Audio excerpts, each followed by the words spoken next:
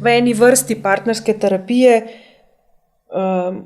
so naredili enkrat eno raziskavo, kjer so merili pri parih, ki so prišli v terapijo, kaj so dejavniki, ki napovedujejo slab izid partnerske zveze, torej ločitev, ne.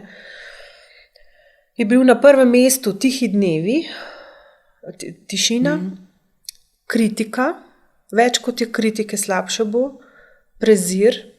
Prezir se nanaša bolj na neverbalno, mogoče tako bolj obrazno mikroekspresijo ali pa pogled, ne. Niti ni nujno, da povem. In na to, da se recimo partner v zvezi postavlja v vlogo žrtve.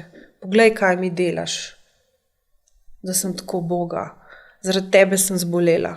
Ja, to je tudi ona skrajno manipulativna, ne? Pač. Več kot je tega, ne, temu rečejo tako taki, mogoče je to malo preambiciozen termin, ampak tako rečejo, ne, 4 jezdeci apokalipse, ki napovedujejo zanesljiv konec zveze.